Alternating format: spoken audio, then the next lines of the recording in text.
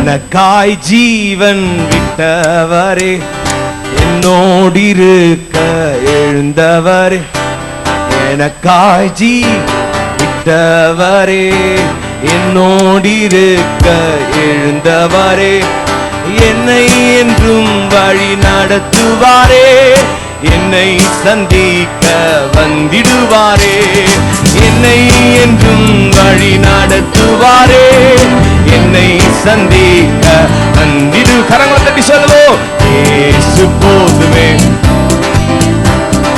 இயேசு போதுமே, இந்த நாளிலுமே என் நீலையிலுமே எந்த வாழ்வினிலே இயேசு போதுமே. பிசாசின் சோதனை பெருகிட்டாலும் சோர்ந்து போகாமல் செல்லவே, பிசாசின் சோதனை பெருகிட்டாலும் சோர்ந்து போகாமல் செல்லவே, இந்த உலகமும் மாமிசமும் மயக்கிட்டாலும் மயங்கிடாமல் நேரவே, உலகமும் மாமிசமும் மயக்கிட்டாலும் மயங்கிடாமல் நேரவே. கரங்களை தட்டி இயேசு போதுமே,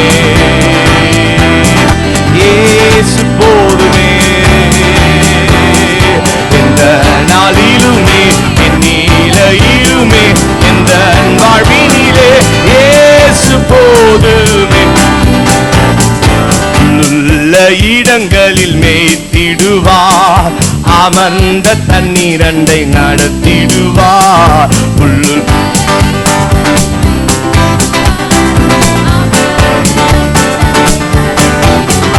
எந்த ஆத்துமாவை தினம் தேற்றிடுவார், மரண பள்ளத்தாக்கில் காத்திடுவார். ஆத்துமாவை தினம் தேற்றிடுவார், மரண பள்ளத்தாக்கில். கரங்களை தட்டி சொல்லுவோம். இயேசு போதுமே, இயேசு போதுமே,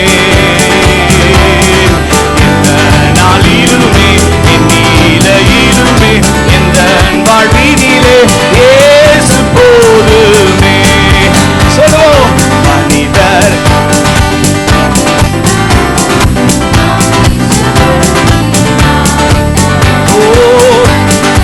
என்னை கைவிட்டாலும் மாமிசம் அழுகி நாரிட்டாலும் என்னில் ஐஸ்வர்யம் யாவும் அழிந்திட்டாலும் என்னை ஆகாதவர் என்று தள்ளி சொல்வோம். அழிந்திட்டாலும் என்னை ஆகாதவர் என்று இயேசு போதும், இயேசு போதுமே. நல்லா சந்தோஷமா சந்தோஷமா கரங்களை தட்டி சொல்லுங்க. இயேசு போதும் சந்தோஷமா சொல்லுவோம். எந்த நாளிலுமே என் நீலையில்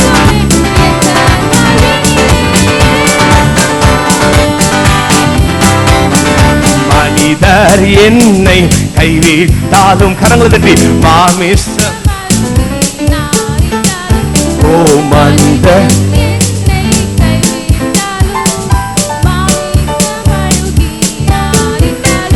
என்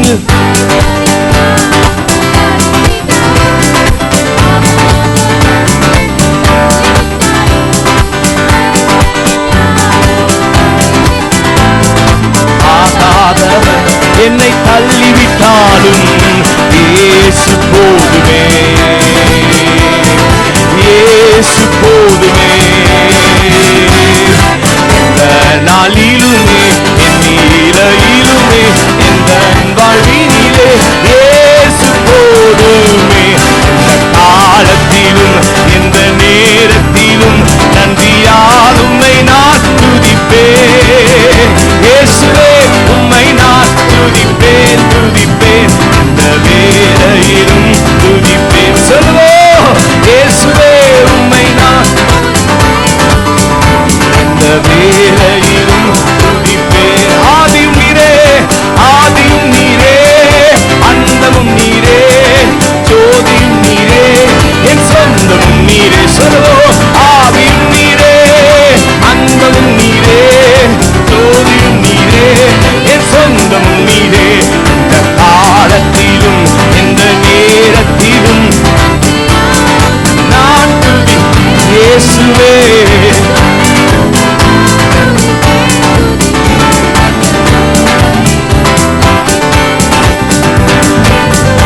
உம்மை நான் துதிப்பேன் துதிப்பேன். இந்த வேளை துதி.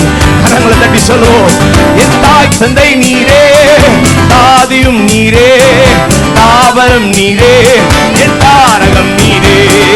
தாய் தந்தை நீரே, தாதியும் நீரே, தாவரம் நீரே, என் தாரகம் நீரே. வாழ்விலும் நீரே, தாழ்விலும் நீரே, பாதையில் நீரே, என் பாதையில் நீரே. எந்த காலத்திலும் எந்த நேரத்திலும் நன்றியால் உம்மை நான் துதிப்பேன். இயேசுவே உம்மை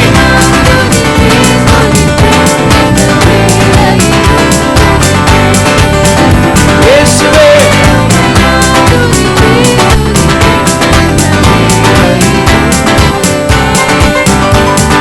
துன்ப நேரத்தில் இன்பம் நீரே, இன்னல் வேளையில் மாறாதவர் நீரே. துன்ப நேரத்தில் இன்பமும் நீரே, இன்னல் வேளையில் மாறாதவர் நீரே. வானிலும் நீரே, பூமி என் ஆபத்தில் நீரே. எந்த காலத்திலும் எந்த நேரத்திலும் நன்றியால் உம்மை நான் துதிப்பேன். இயேசுவே உம்மை நான் துதிப்பேன் துதிப்பேன். கரங்களை தட்டி சொல்லுவோம், இயேசுவே ஹalleluya துதிப்பேன். இயேசுவே இயேசுவே உம்மை நான். கண்களை மூடி கரங்களை தட்டி சொல்லுவோம், வேளையிலும் துதிப்பேன். இயேசுவே இயேசுவே உம்மை நான் துதிப்பேன் துதிப்பேன். இந்த வேளையிலும் துதிப்பேன். தந்தையே தந்தையே உம்மை நான். கண்களை மூடி சொல்லுங்க, ஆண்டவரே என்ன நடந்தாலும் நீங்க தான் முக்கியம். யார் என்னை கைவிட்டாலும் நீர் போதும். துதிப்பேன் துதிப்பேன். எந்த வேளையிலும் துதி. மீட்பரே மீட்பரே உம்மை நான் துதிப்பேன் துதிப்பேன்.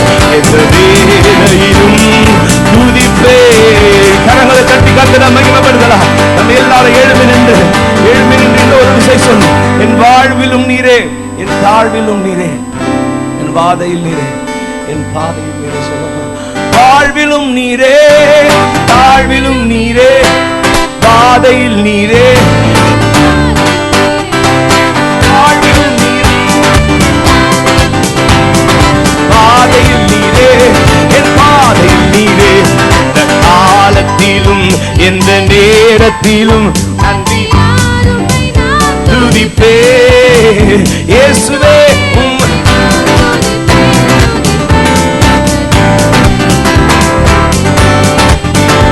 இயேசுவே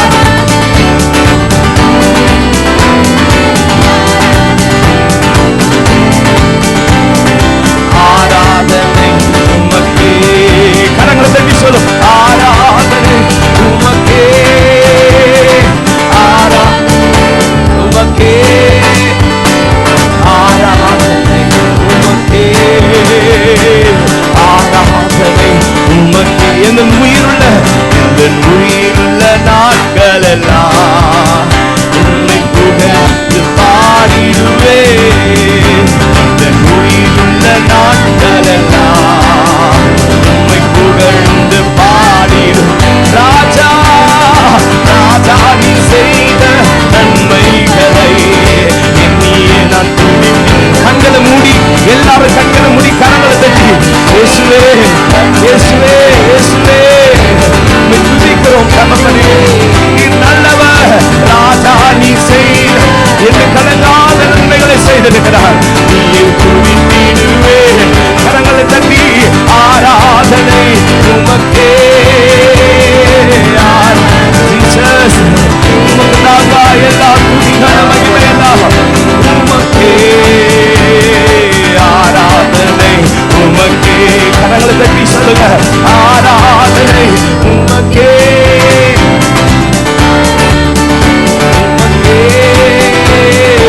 ஆராதனை உமக்கே.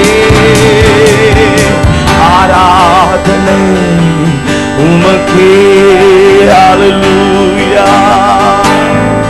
வானம் பூமி ஒழிந்து போனாலும் வார்த்தைகள் என்றும் மாறாதே. இவ்வாழ்க்கை அழிந்து மறைந்து போம், விசுவாசி என்றென்றும் நிலைப்பார். வானம் பூமி ஒழிந்து போனாலும் வார்த்தைகள் என்றும் மாறாதே. இவ்வாழ்க்கை அழிந்து மறைந்து போம், விசுவாசி என்றென்றும் நிலை. ரெண்டு கரங்களை உயர்த்தி, எல்லாரும் ரெண்டு கரங்களை உயர்த்தி. ஹல்லேலூயா.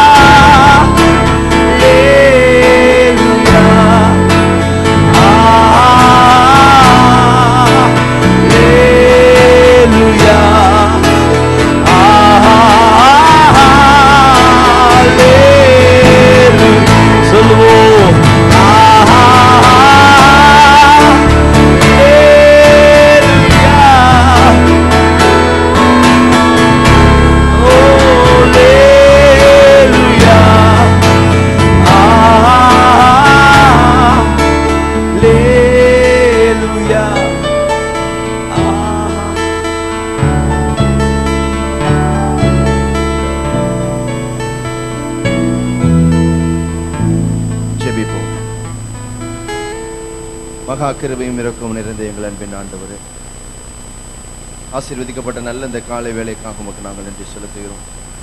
இம்மட்டுமாய் நீர் எங்களை பாதுகாத்து வழி நடத்தி இந்த காலை வேளையில் உம்முடைய சமூகத்தில் நாங்கள் வரும்படியாய், உம்மை நோக்கி நாங்கள் பார்க்கும்படியாய், உம்மை நோக்கி நாங்கள் விண்ணப்பிக்கும்படியாய், இந்த காலை வேளையில் உம்மை ஆராதிக்கும்படியாய் நீர் கொடுத்தது நல்ல நேரத்திற்காக உமக்கு நாங்கள் நன்றி செலுத்துகிறோம்.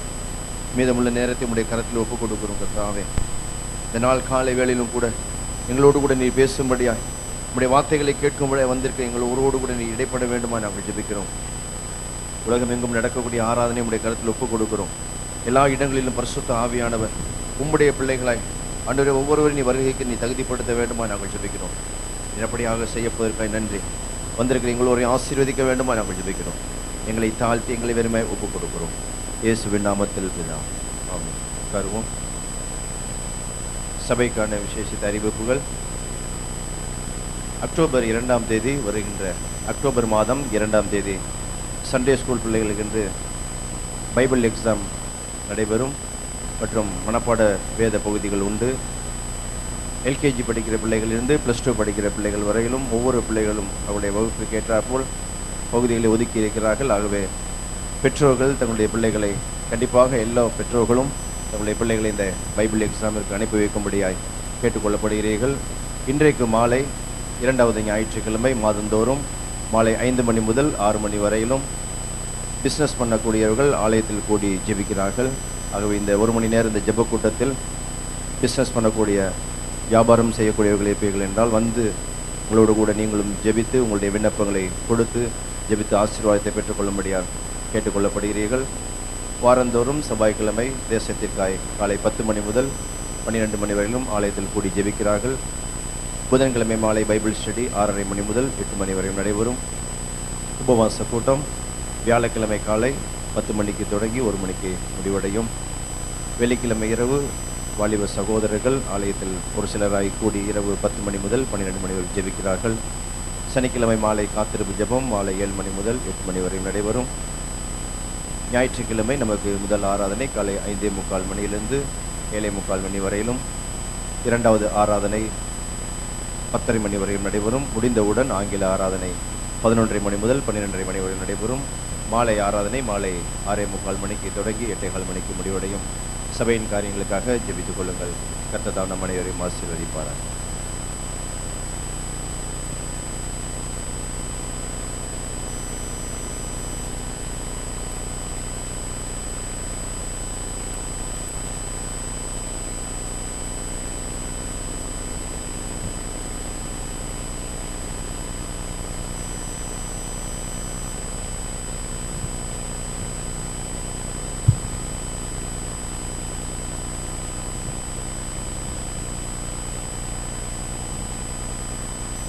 தேவநாமத்துக்கு மகிமை உண்டாகட்டும். இந்த ஞாயிறு ஆராதனைக்கு முதல் ஆராதனைக்கு வந்திருக்கிற அனைவரையும் இயேசுவின் நாமத்தினாலே வாழ்த்து வரவேற்கிறேன். இந்த ஆராதனைக்கு வந்திருக்கிற உங்களையும் உங்கள் பிள்ளைகளையும் உங்கள் வருமானங்களையும் உங்கள் வியாபாரங்களையும் இப்பொழுது இருக்கிறதை பார்க்கிறோம் கர்த்தர் 1000 மடங்கு உயர்த்தி ஆசீர்வதிப்பாராக. அல்லேலூயா. பிரியமான தேவனுடைய பிள்ளைகளே, நம்முடைய கிளை சபைகளில் பட்டாபுராமிலும் வாலாஜாபாத்திலும் புளியந்தோப்பில் பெரிய வேலை நடந்து கொண்டிருக்கிறது. புளியந்தோப்பில் தற்பொழுது இருக்கிற இடம் போதாமையானபடினாலே அதை விரிவாக்க பணி நடந்து கொண்டிருக்கிறது. சபைகள் கட்டப்படுவதில் பிசாசுக்கு பயங்கர எரிச்சலாக இருக்கும். ஏனென்றால் சபைதான் ஆண்டவருடைய வருகைக்கு கூட்டங்களை ஆயத்தப்படுத்துகிற ஒரு இடம். Price the lord. அல்லேலூயா. சபைதான் மணவாட்டியை வரப்போகிற மணவாளனுக்காக தகுதிப்படுத்துகிற ஆயத்தப்படுத்துகிற இடம். இதில் பிசாசுக்கு பயங்கர எரிச்சலாக இருக்கும். அதுலேயும் குறிப்பாக புளியந்தோப்பு போன்ற பகுதிகளில் பிசாசு கோட்டையாக பிசாசுடைய ஆளுகையில் இருந்த அந்த இடம் அவ்வளவு எளிதாக பிசாசு விடுவதில்லை. எல்லாரையும் கட்டி வைத்திருக்கிறார். ஆகவே கர்த்தருடைய கிருபையினாலே 94ஆம் வருஷம் அங்கே ஊழியத்தை ஆரம்பித்தோம். கடந்த 22 ஆண்டுகளாக அங்கே ஊழியத்தை நிறைவேற்றி வருகிறோம். இப்பொழுது 94ஆம் வருஷத்தில் முதல் சபையாக இருந்தது. இப்பொழுது அநேக சபைகள் குட்டி குட்டி சபைகள் உண்டு. ஆனாலும் கர்த்தருடைய கிருபையினாலே நமக்கு கர்த்தர் சொந்த இடம் வாங்க கிருபை செய்திருக்கிறார். 2 பக்கத்தில் உடனடியாக பக்கத்தில் ஒரு இடம் வந்து அதையும் வாங்கினோம். ஏறக்குறைய மாதந்தோறும் பேங்க்குக்கு 68,000 ரூபாய் கட்டுகிறோம். கர்த்தருடைய கிருபையினாலே 1 வருஷம் 2 வருஷம் முடிவதற்கு கர்த்தர் உதவி செய்திருக்கிறார். நான் பிசாசுக்கு எரிச்சல். அங்கே லோக்கலில் இருக்கிற கவுன்சிலர், அதிமுக கவுன்சிலர் உடைய கணவர் முதல் முறையே பணம் கேட்டார். நான் இது சர்ச்சுக்கு கொடுக்க முடியாது, ஆனாலும் ஏதாவது கொடுங்கன்னு சொன்ன பொழுது கொஞ்சம் சிறு தொகையை கொடுத்தேன்.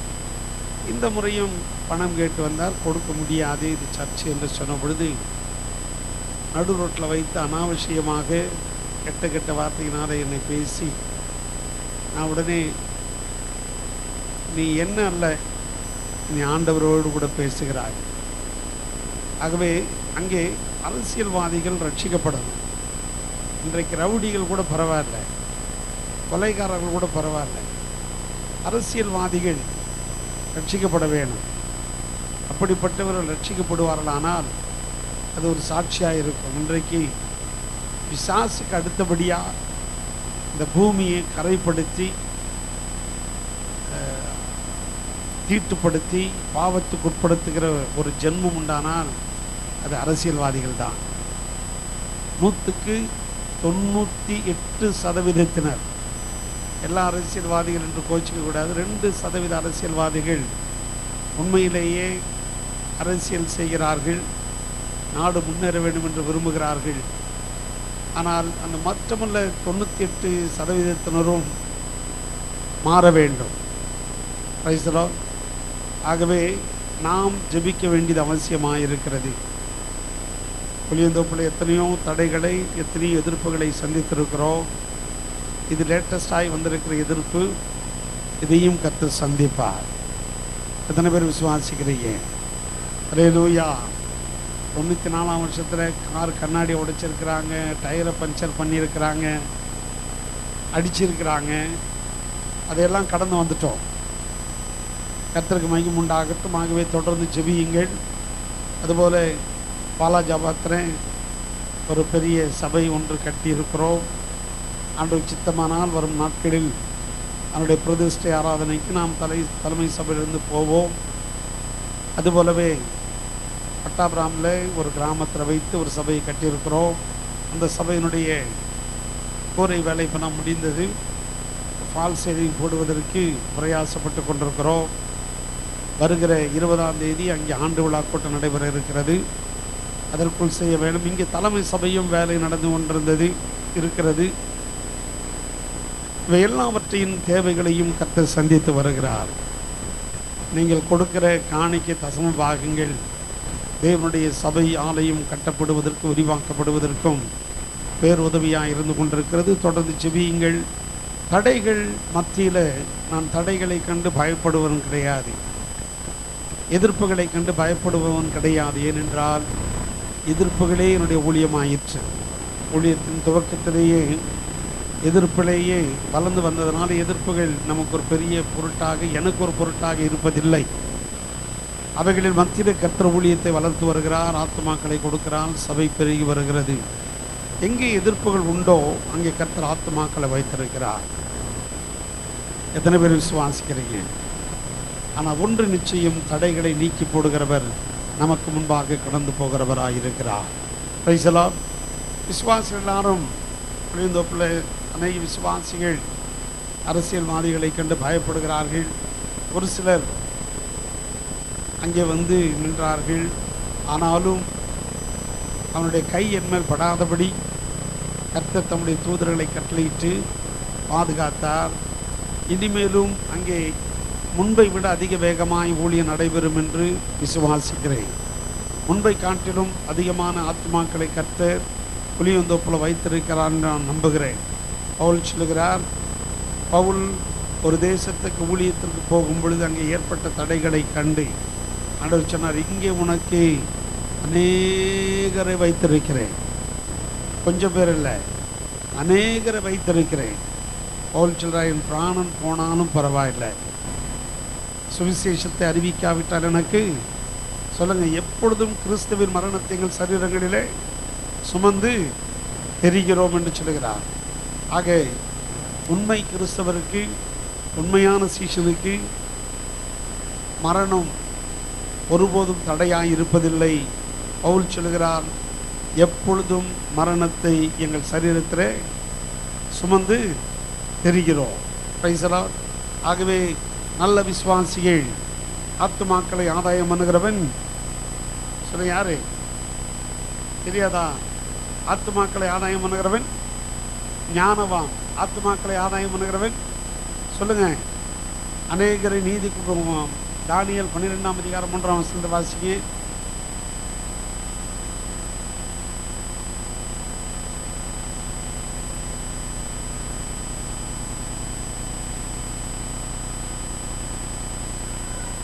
ம் ம் ம் ம்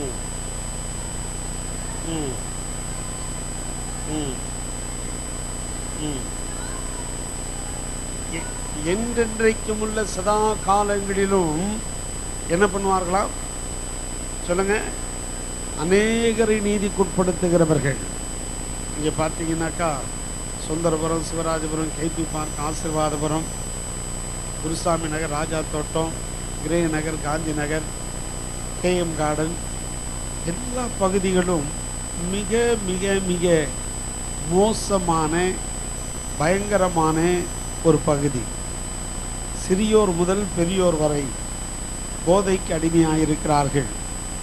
தாங்கள் செய்கிறது இன்னதென்று தெரிகிறதில்லை, தாங்கள் பேசுகிறது இன்னதென்று தெரியாமல் இருக்கிறார்கள். அப்படிப்பட்ட ஆத்துமாக்கள் ரட்சிக்கப்பட வேண்டுமானால் இயேசு ஒருவரே வழி. அல்லேலூயா.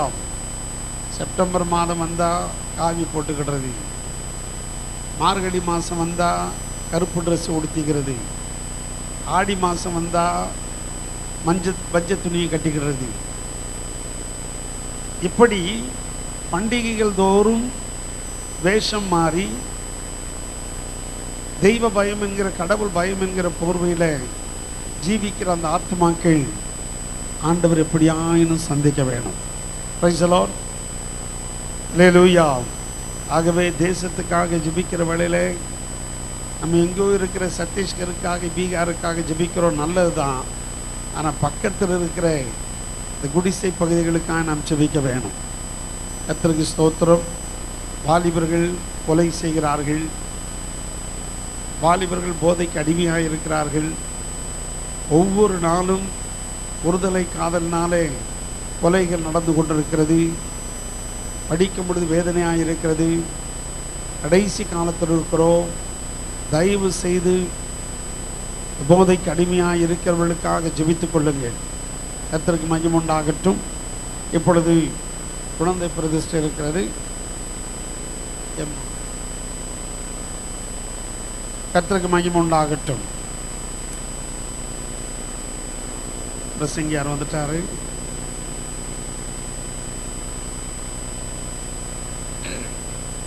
இயேசு எனக்கு ஜீவன் தந்தாரே, இயேசு எனக்கு ஜீவன் தந்தாரே, இயேசு எனக்கு ஜீவன் தந்தாரே, இயேசு எனக்கு ஜீவன் தந்தாரே.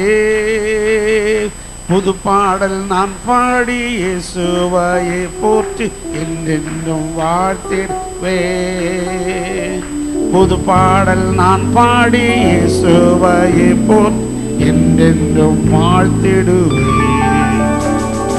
அல்லேலூயா ஆமென், அல்லேலூயா, அல்லேலூயா ஆமென், அல்லேலூயா, அல்லேலூயா ஆமென், அல்லேலூயா, அல்லேலூயா ஆமென், அல்லேலூயா. புது வாழ்வு தந்தார் இயேசு, எனக்கு புது வாழ்வு தந்தார் இயேசு, புது வாழ்வு தந்தார் இயேசு, எனக்கு புது வாழ்வு தந்தார் இயேசு. புது பாடல் நான் பாடி இயேசுவையே போற்றி என்றென்றும் வாழ்த்திடுவேன். புது பாடல் நான் பாடி இயேசுவையே போற்றி என்றென்றும் வாழ்த்திடுவேன். அல்லேலூயா ஆமென், அல்லேலூயா, அல்லேலூயா ஆமென், அல்லேலூயா, அல்லேலூயா ஆமென், அல்லேலூயா, அல்லேலூயா ஆமென், அல்லேலூயா. இந்த நாளிலே கர்த்தருடைய செய்தியை கொடுக்கும்படி வந்திருக்கிறேன் சுவிசேஷகரும் அருமை அண்ணன் மனோகரன் அவர்களை கரங்களை தட்டி நாம் வரவேற்போம்.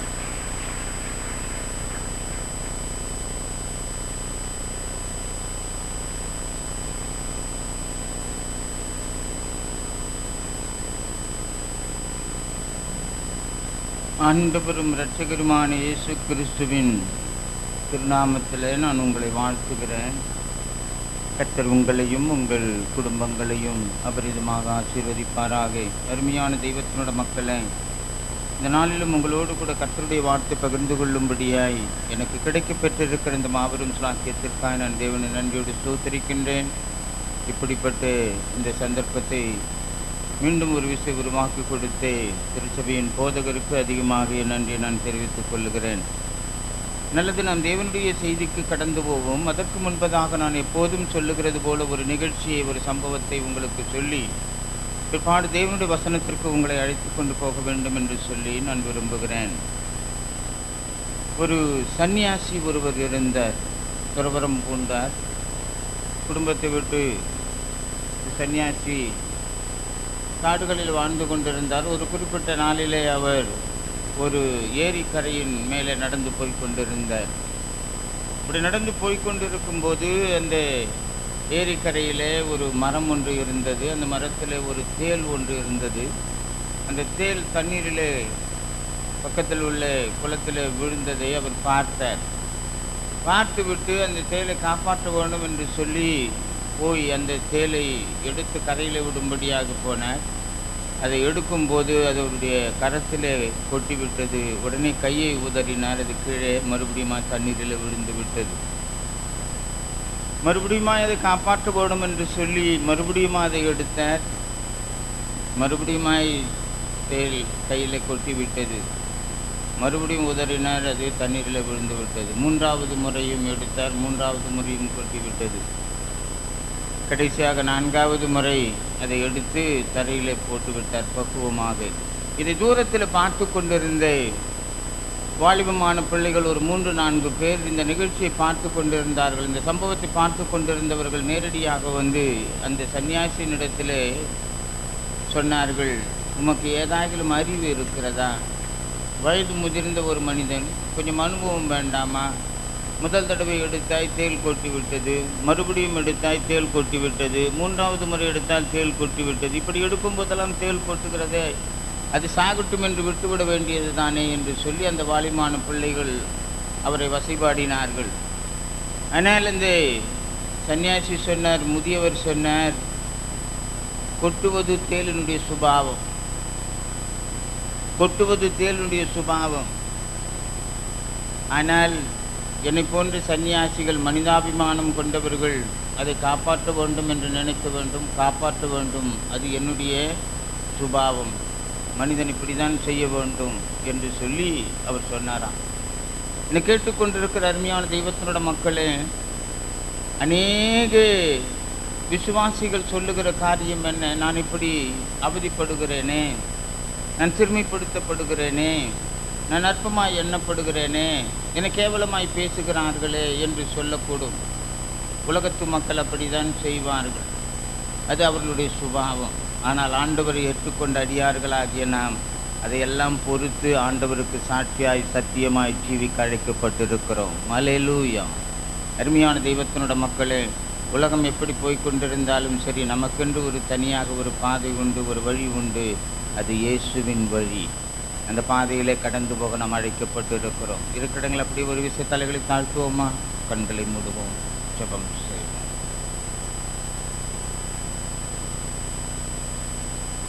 ஜெபம் செய்வோம்.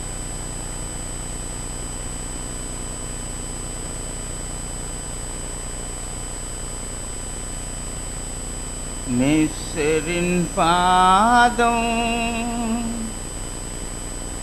அமர்ந்து நான் ஜெபிக்கையிலே துன்பம் மறைந்து போகும், என் வாழ்வில் இன்பம் கலந்து விடும், என் வாழ்வில் அற்புதம் நடக்கும். நேசரின் பாதம்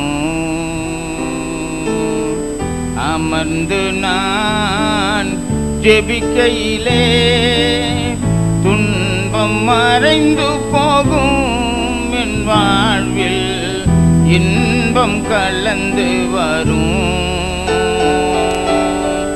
அற்புதம் நடக்கும், என் வாழ்வில் அதிசயம் பிறக்கும், என் வாழ்வில் அதிசயம் பிறக்கும். யோபை போல புடமிட்டாலும் இயேசுவே நீதான் என் தெய்வம். யோபை போல புடமிட்டாலும் இயேசுவே நீதான் என் தெய்வம். அன்னாலை போல நிந்தனை வந்தாலும், அன்னாலை போல நிந்தனை வந்தாலும் இயேசுவே நீதான் என் தெய்வம். இயேசுவே நீதான் என் தெய்வம். நேசரின் பாதம்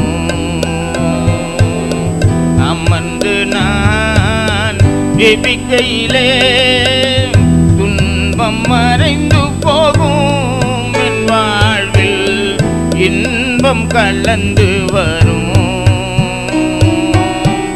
அற்புதம் நடக்கும், என் வாழ்வில் அதிசயம் பிறக்கும், என் வாழ்வில் அதிசயம் பிறக்கும்.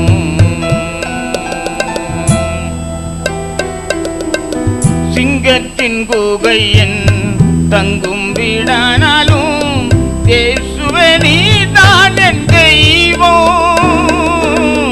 சிங்கத்தின் குகை என் தங்கும் வீடானாலும் இயேசுவே நீதான் என் தெய்வம். என் அங்கத்தின் உறுப்புகள் உருவழிந்தாலும், அங்கத்தின் உறுப்புகள் உருவழிந்தாலும் இயேசுவே நீர்தான் என் தெய்வம். இயேசுவே நீர்தான் என் தெய்வம். நேசரின் பாதம் அமர்ந்து நான் ஜெபிக்கையிலே துன்பம் மறைந்து போகும், என் வாழ்வில் இன்பம் கலந்து வரும், அற்புதம் நடக்கும், என் வாழ்வில் அதிசயம் பிறக்கும், என் வாழ்வில் அதிசயம் பிறக்கும்.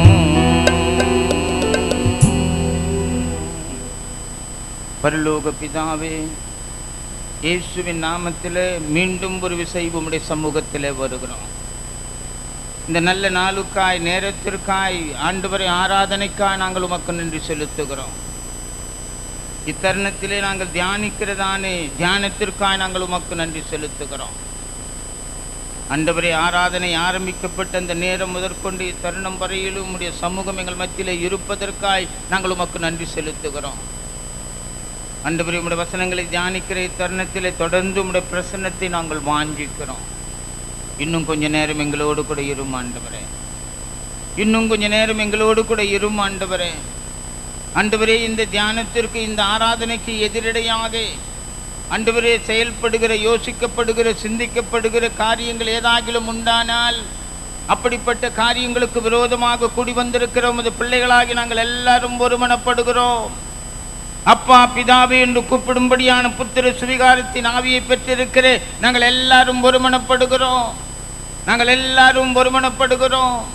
நாங்கள் எல்லாரும் ஒருமனப்பட்டு நாங்கள் ஆராதிக்கிற, வழிபடுகிற வல்லமையுள்ள உயிர்த்தெழுந்த இயேசு கிறிஸ்துவின் அதிகாரமுள்ள நாமத்திலே எல்லா தடைகளையும் ஒரு விசை நாங்கள் கடிந்து கட்டி ஜெயம் எடுக்கிறோம். ஆண்டவரே, ஜெயம் எடுக்கிறோம். எங்களை ஆசீர்வதித்து அனுப்பும், ஆத்துமத்திலே திருப்தியாக்கி அனுப்பும். இயேசு இரட்சகரின் விலையேறப்பட்ட நாமத்தில் ஜெபிக்கிறோம் நல்ல பிதாவே, ஆமென். ஆமென். தேவனுடைய நாமத்துக்கு மகிமை உண்டாகட்டும்.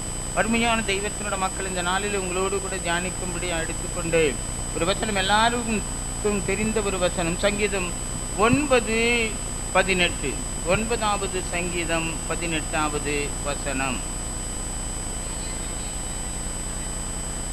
எளியோன் என்றென்றைக்கும் மறக்கப்படுவதில்லை, சிறுமைப்பட்டவர்களின் நம்பிக்கை ஒருபோதும் கெட்டுப் போவதில்லை. சிறுமைப்பட்டவர்களின் நம்பிக்கை வீண் போகாது. சிறுமைப்பட்டவர்களின் நம்பிக்கை வீண் போகாது. அருமையான தெய்வத்தோட மக்களே, சிறுமைப்பட்டவர்கள் யார்? சிறுமைப்பட்டவர்கள் என்று சொல்லப்படுகிறவர்கள் சமுதாயத்தில் ஏழ்மையானவர்கள், உதவியற்றவர்கள், கேவலமாய் நினைக்கப்படுகிறவர்கள், அற்பமாய் எண்ணப்படுகிறவர்கள், சமுதாயத்தினாலே புறக்கணிக்கப்படுகிறவர்கள், இப்படிப்பட்டவர்கள் தான் சிறுமைப்பட்டவர்கள் என்று சொல்லுவார்கள். ஆக சிறுமைப்பட்டவர்களுக்கென்று ஒரு நம்பிக்கை உண்டு.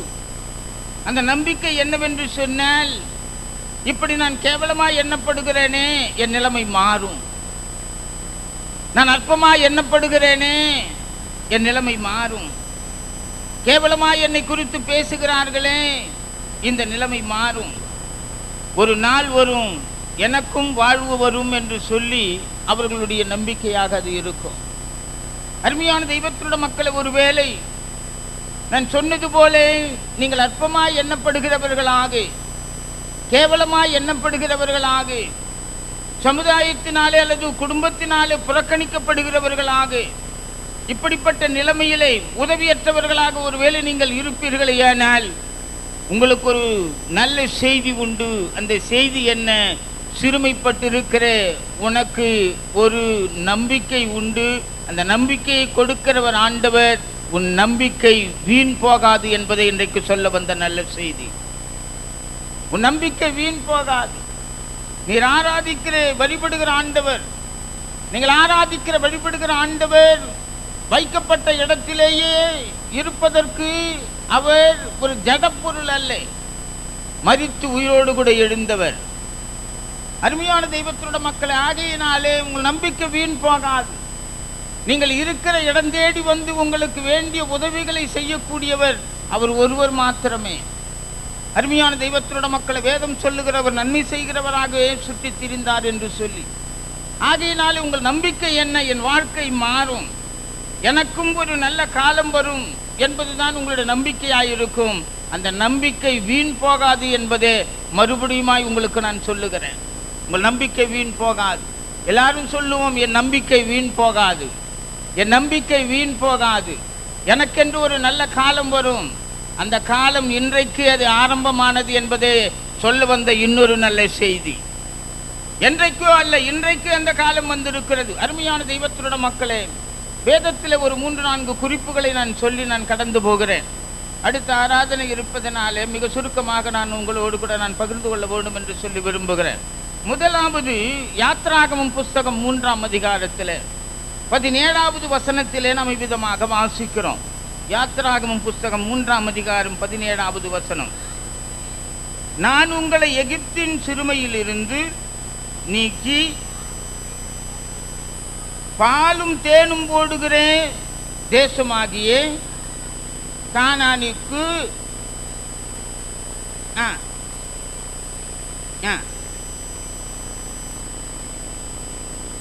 சுருக்கமாக நான் சொல்லுகிறேன். நான் உங்களை எகிப்தின் சிறுமையிலிருந்து நீக்கி பாலும் தேனும் ஓடுகிற தேசத்துக்கு கொண்டு போவேன் என்று சொன்னேன் என்று சொல்லி ஆண்டவர் மோசேயினிடத்தில் சொல்லுகிறார். சிறுமைப்பட்ட நிலைமையிலே இருந்து நீக்கி பாலும் தேனும் போடுகிற தேசத்துக்கு உங்களை கொண்டு போவேன். சரித்திரம் நமக்கு தெரியும். இஸ்ரவேல் ஜனங்கள் 430 வருஷங்கள் எகிப்திலே அடிமைப்பட்டு கிடந்தார்கள், சிறுமைப்படுத்தப்பட்டார்கள், பல நிலைமைகளில் அவர்கள் சித்திரவதைக்கு ஆளானார்கள். அருமையான தெய்வத்தினுடைய மக்களே, ஆனாலும் தேவனுடைய பலத்த கரம் அந்த பார்வோனுடைய கைக்கு மேலாய் உயர்த்தப்பட்டிருந்தது. அல்லேலூயா! பார்வோனுடைய கரத்துக்கு மேலாய் ஆண்டவருடைய கரம் உயர்த்தப்பட்டது. ஆகையினாலே ஆண்டவர் அந்த மக்களை அவர்கள் இருந்த நிலைமையில் இருந்து அவர்களை விடுவித்து கொண்டு வந்தார். கொண்டு வந்த அந்த மக்களுக்கு கொடுக்கப்படுகிற வாக்குத்தத்தம் என்ன, வசனம் என்ன என்று சொன்னால், பாலும் தேனும் போடுகிற அந்த தேசத்துக்கு உங்களை அழைத்து கொண்டு போவேன். நீங்கள் இருக்கிற நிலைமையிலேயே இருக்க போவது இல்லை என்று சொல்லி ஆண்டவர் வாக்குரைத்தார். அந்த வாக்குத்தத்தத்தின்படி ஆண்டவர் சொன்னதின்படி நடந்ததா என்று சொன்னால் நடந்தது என்பதாக வேதம் சொல்லுகிறது. யோசுவாவினுடைய புஸ்தகம் 21ஆம் அதிகாரம் 45வது வசனத்தை நீங்கள் வாசிப்பீர்களேயானால், கர்த்தர் இஸ்ரவேல் குடும்பத்தாருக்கு சொல்லி இருந்த நல் வார்த்தைகளில் எல்லாம் ஒரு வார்த்தையும் தவறி போகவில்லை, எல்லாம் நிறைவேறிற்று. எல்லா கரங்களை ஒருத்தல்ல சொல்லுங்க பார்ப்போம். ஆண்டவர் வாக்குத்தத்தம் பண்ணினாரே, சிறுமைப்பட்ட நிலைமையில இருக்கிற உங்களை பாலும் தேனும் ஓடுகிற கானான் தேசத்துக்கு கொண்டு போவேன் என்று ஆண்டவர் வாக்குரைத்தாரே, அந்த வாக்கின்படி யோசுவாவின் புஸ்தகம் 21ஆம் அதிகாரம் 45வது வசனத்தில் வாசிக்கிறோம். ஆண்டவர் சொன்ன நல் வார்த்தைகளில் எல்லாம் ஒரு வார்த்தையும் தவறி போகவில்லை. ஆண்டவர் சொன்னதின்படி செய்தான். ஆமென், அல்லேலூயா. மனிதன் சொல்லுவான், செய்ய மாட்டான், செய்வான், சொல்ல மாட்டான். ஆனால் சொல்லுகிறதின்படி செய்கிறவரும் செய்கிறதின்படி சொல்லுகிறவரும் ஒருவர் உண்டானால் நாம் ஆராதிக்கிற வழிபடுகிற ஆண்டவராக இயேசு கிறிஸ்து ஒருவர் மாத்திரமே. அல்லேலூயா. அருமையான தெய்வத்தினுடைய மக்களே, ஆண்டவர் சொல்லுவாரானால் அப்படியே செய்வார். அதுல கொஞ்சமும் மாற்றம் கிடையாது. வேதம் சொல்லுகிறது, என்னாகும் 23ஆம் அதிகாரம் 19வது வசனம், தேவன் பொய் சொல்ல ஒரு மனிதன் அல்ல, அவர் மனம் மாற மனுபுத்திரனும் அல்ல, அவர் சொல்லியும் செய்யாதிருக்கிறவர் அல்ல, அவர் வசனித்தும் நிறைவேற்றாதிருக்கிறவர் அல்ல, அவர் சொன்னால் சொன்னதின்படி செய்கிறவர். யோபு 33:14 சொல்லுகிறது, தேவன் ஒரு விசை சொல்லி இருக்கிற காரியத்தை அவர் 2ஆம் விசை பார்த்து திருத்துகிறவர் அல்ல. ஓசியா 11:9 சொல்லுகிறது, நான் மனிதன் அல்ல, நான் தேவனாயிருக்கிறேன் என்று சொல்லி ஆண்டவர் திருவுளம் பற்றுகிறார். மாத்திரமல்ல, எபிரேயர் 11:8 வாசிகள் எல்லாருக்கும் தெரிந்த வசனம், இயேசு கிறிஸ்து நேற்றும் இன்றும் என்றும் மாறாதவர். ஆகினால் அருமையான தெய்வத்தினுடைய மக்களே, நாம் ஆராதிக்கிற வழிபடுகிற ஆண்டவர் வாக்குதத்தத்திலே உண்மையுள்ளவர். வாக்குதத்தத்திலே உண்மையுள்ளவர். நீங்கள் வாக்குதத்தங்களை வசனங்களை பிடித்துக் கொண்டு ஒருவேளை நீங்கள் ஜெபிப்பீர்களே, ஆனால் அந்த வாக்குதத்தம் அந்த வசனம் உங்களோட வாழ்க்கையில நிறைவேறும் என்பதை இன்றைக்கு சொல்ல வந்த நல்ல செய்தியே. அல்லேலூயா. சிறுமைப்பட்ட நிலைமையில இருக்கிற உங்களோட வாழ்க்கை அப்படியே இருந்து விட போவதில்லை. அப்படியே ஆண்டவர் விட்டுவிட மாட்டார். உங்களுடைய சிறுமை மாறப்போகிறது. உங்களை அவமானப்படுத்தினவர்கள், உங்களை கேவலமாய் பேசினவர்கள், உங்களை அற்பமாய் எண்ணினவர்கள், குடும்பத்தினாலும் சமுதாயத்தினாலும் புறக்கணிக்கப்பட்ட நிலைமையில இருக்கிற உங்களுடைய நிலைமை அவ்விதமாகவே இருக்க போகிறது கிடையாது. அதில் மாற்றம் வரப்போகிறது. அந்த மாற்றம் என்றைக்கு வரும் என்று சொன்னால், இன்றைக்கு சத்தியத்தை கேட்கிற, வசனத்தை கேட்கிற இன்றைக்கு இருந்தே, இந்த நிமிடத்தில் இருந்தே உங்களோட வாழ்க்கையில மாற்றத்தை ஆண்டவர் உண்டு பண்ணுவார். ஒரு நாளும் ஆண்டவர் தம்முடைய வாக்குத்தத்தத்திலே வார்த்தையிலே மாற்றம் செய்கிறவர் அல்ல. ஒரு விசை சொல்லி இருக்கிற காரியத்தை 2ஆம் விசை பார்த்து அவர் திருத்துகிறவர் அல்ல. ஒரு சந்தர்ப்பத்தில் ஒரு வாலிபமான சகோதரன் ஆரம்ப நாட்களிலிருந்து தன்னுடைய ஊழியத்தின் பாதையிலே ஆண்டவருடைய வாக்குத்தத்தங்களை வசனங்களை எல்லாம் சொல்லி அநேகருக்கு ஜெபிப்பாராம்.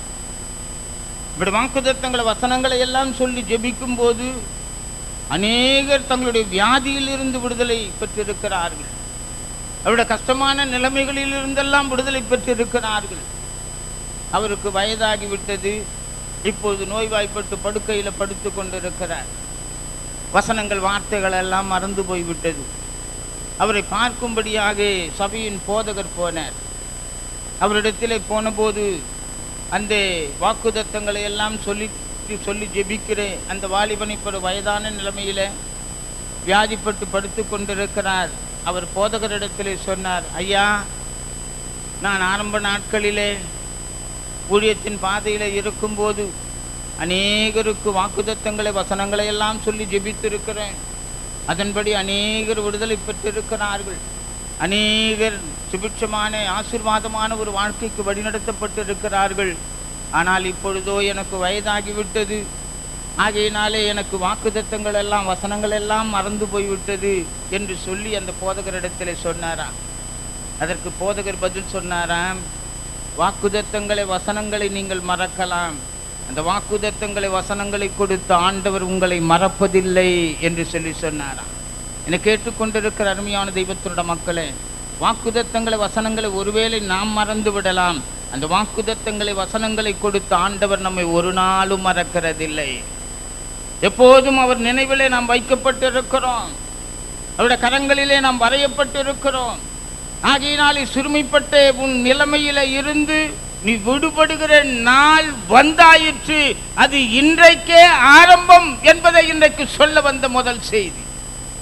அருமையான தெய்வத்தினுடைய மக்களே, சிறுமைப்பட்ட உன்னுடைய நம்பிக்கை வீண் போகாது. நான் சொன்ன எந்த நிலைமையிலேயே, ஏதோ ஒரு நிலைமையிலே நீ இருக்கலாம். நீ அற்பமாய் எண்ணப்படலாம், உதாசீனப்படுத்தப்படலாம், தனிமைப்படுத்தப்பட்டு இருக்கலாம். எந்த நிலைமையில இருந்தாலும் சரி, அதே நிலைமையில இருக்க போகுவது கிடையாது. உன் நம்பிக்கை வீண் போகாது. நீ நினைக்கிறாயே, எனக்கும் ஒரு காலம் வரும், எனக்கும் வாழ்வு வரும், கர்த்தர் என் நிலைமையை மாற்றுவார் என்று நினைக்கிறாய். அந்த நினைப்பு வீண் போகாது என்பதை இன்றைக்கு சொல்ல வந்த முதல் செய்தி. அல்லேலூயா.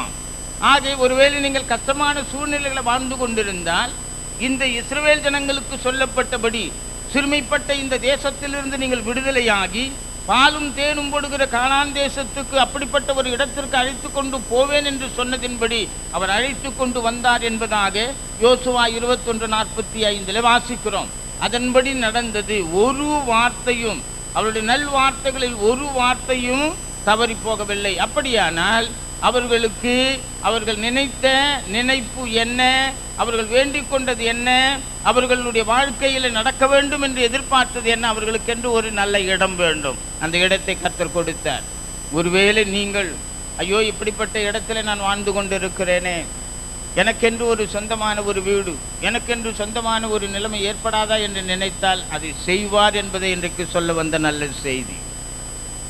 வேதத்தில் உபாகமம் புஸ்தகம் வீட்டில் போய் வாசித்து பாருங்கள். 6ஆம் அதிகாரம் 10-11 வசனங்களில் சொல்லப்பட்டிருக்கிற காரியம் என்ன? நீங்கள் எந்த பட்டணத்துக்கு போக வேண்டும் என்று விரும்புவீர்கள் அந்த பட்டணத்துக்கு நீங்கள் போவீர்கள். அங்கே போய் நீங்கள் ஒரு காரியத்தையும் செய்ய வேண்டியது இல்லை. நீங்கள் எந்த இடத்திற்கு போக வேண்டும், எப்படிப்பட்ட ஒரு வாழ்க்கை வேண்டும் என்று நீங்கள் விரும்புகிறீர்களோ அந்த இடத்திற்கு நீங்கள் போகும்போது அந்த இடம் எப்படிப்பட்ட நிலைமையில் இருக்கும் என்று சொன்னால், நீங்கள் போகிற பட்டணம், நீங்கள் வாழ வேண்டும் என்று விரும்புகிற இப்படிப்பட்ட சூழ்நிலை இருந்தால் நன்றாக இருக்குமே என்று நினைக்கிறீர்களே, அந்த பட்டணம் வசதியான பட்டணமாயிருக்கும். நீங்கள் போய் தங்க போகிற அந்த வீடு சகல வசதிகளும் உள்ள வீடுகளாக இருக்கும். நீங்கள் தண்ணீருக்காக கிணறு தோண்ட வேண்டியதில்லை, நீங்கள் தோட்டமெல்லாம் போட வேண்டியதில்லை, எல்லா தோட்டமும் எல்லாம் அங்கே அமைக்கப்பட்டிருக்கும். அல்லேலூயா! அப்படிப்பட்ட வசதியான நிலைமையில கர்த்தர் உங்களை கொண்டு போய் நிறுத்துவார். சிறுமைப்பட்ட நிலைமையிலே நீங்கள் இருக்க மாட்டீர்கள். முதல் காரியம். இரண்டாவது, ஆதியாகமம் புஸ்தகமும் 31ஆம் அதிகாரம் 42வது வசனத்தில் இப்படி நாம் வாசிக்கிறோம். வாசிக்க கேட்போம். ஆதியாகமம் 31ஆம் அதிகாரம் 42வது வசனம்.